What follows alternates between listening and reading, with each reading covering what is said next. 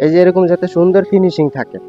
এই ব্লকে যদি হানিকম বাইরে তাহলে কিন্তু আপনাদের ছাদের লোড বহন ক্ষমতা কমে যাবে। তো এখানে যে এই যে ব্লকগুলো ব্যবহার করা হচ্ছে ছাদের, এই ব্লকগুলো যাতে কোনো হানিকম না তৈরি হয়, এইসব বিষয়গুলো আপনাদের লক্ষ্য রাখতে হবে। এই ব্লকে যদি হানিকম তৈরি হয় তাহলে কিন্তু আপনাদের ছাদের লোড বহন ক্ষমতা কমে যাবে, কারণ আপনার উপরের যে টপ জালিটা হয় এই টপ জালির ক্লিয়ার কাভারিংগুলো ঠিক রাখার জন্য এই ব্লকগুলো দেওয়া হয়। তো এই ব্লকগুলো অবশ্যই আপনাদের সুন্দর এরকম হইতে হবে, এই যে এরকম সুন্দর ফিনিশিং হইতে হবে। এই ব্লকগুলো যাতে হানিকম না বের, আপনাদের বাড়িতে এইসব বিষয়গুলো অবশ্যই খেয়াল করবেন। এই ব্লকে যদি হানিকম বের হয় তাহলে কিন্তু ছাদের লোড বহন ক্ষমতা কমে যায়। এবং কি এই ব্লকগুলো বানানোর পরে ভালো করে কিউরিং করে তারপরে এই ব্লকগুলো ছাদে ব্যবহার করার চেষ্টা করবেন।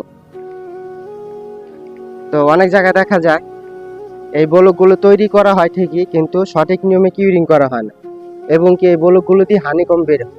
তো এইসব বিষয়গুলো আপনাদের বাড়িতে হচ্ছে কিনা লক্ষ্য রাখবেন, কারণ এই ব্লক হচ্ছে গিয়ে মেন।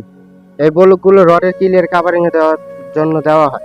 অনেক সময় দেখা যায় এই ব্লকে যদি হানিকম বের হয় ঢালার সময় দুই একটা ভাঙিয়ে গেলে যায়, এবং কি এই ব্লকগুলো হানিকম তৈরি হলে এই জায়গাটা দিয়ে আপনাদের ছাদের ঢালাই দুর্বল হবে।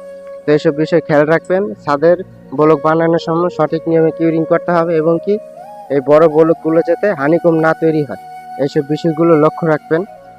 কারণ এই ব্লকগুলো দেওয়া হয় মূলত আপনাদের রডের ক্লিয়ার কাভারিং দেওয়ার জন্য। এটিতে যদি হানিকম বের হয় তাহলে কিন্তু আপনাদের ছাদের লোড বহন ক্ষমতা কমে যাবে। এই ব্লক দুর্বল হওয়া মানে ছাদ দুর্বল হওয়া।